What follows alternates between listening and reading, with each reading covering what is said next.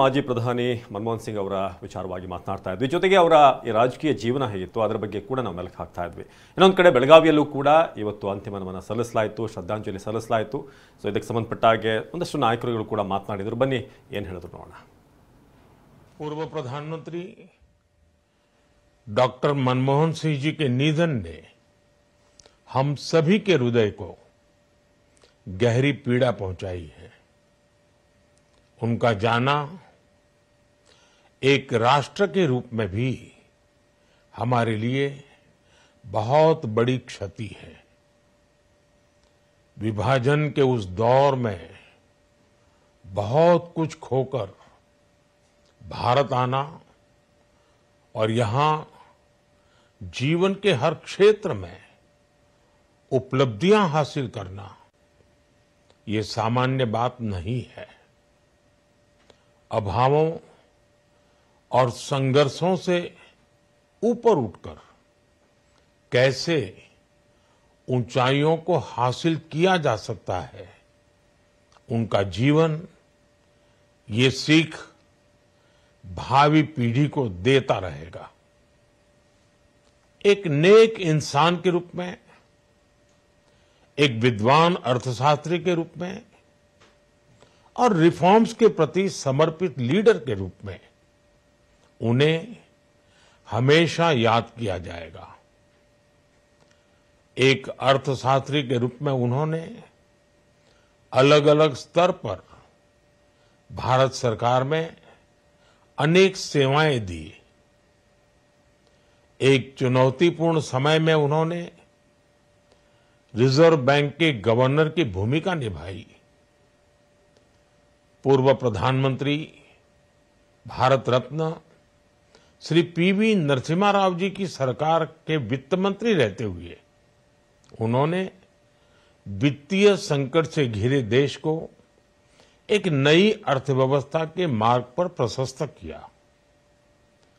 प्रधानमंत्री के रूप में देश के विकास में और प्रगति में उनके योगदान को हमेशा याद किया जाएगा।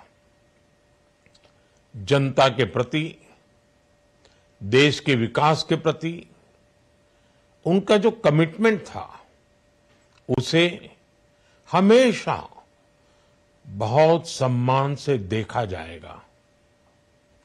डॉक्टर मनमोहन सिंह जी का जीवन उनकी ईमानदारी और सादगी का प्रतिबिंब था।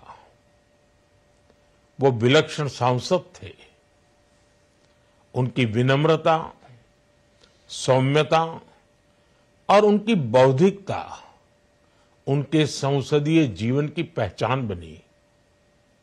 मुझे याद है कि इस साल की शुरुआत में जब राज्यसभा में उनका कार्यकाल समाप्त हुआ तब मैंने कहा था कि सांसद के रूप में डॉक्टर साहब की निष्ठा सभी के लिए प्रेरणा जैसी है।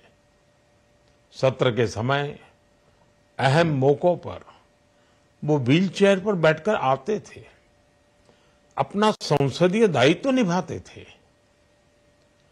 दुनिया के प्रतिष्ठित संस्थानों की शिक्षा लेने और सरकार के अनेक शीर्ष पदों पर रहने के बाद भी वो अपनी सामान्य पृष्ठभूमि के मूल्यों को कभी भी नहीं भूले।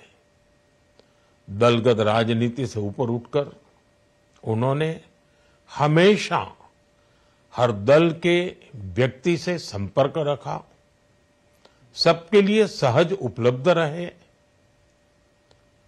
जब मैं मुख्यमंत्री था तब डॉक्टर मनमोहन सिंह जी के साथ राष्ट्रीय और अंतर्राष्ट्रीय अनेक विषयों पर उनसे खुले मन से चर्चाएं होती थी।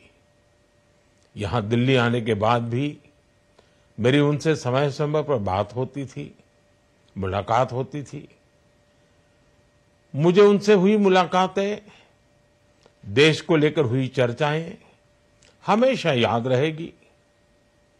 अभी जब उनका जन्मदिन था तब भी मैंने उनसे बात की थी।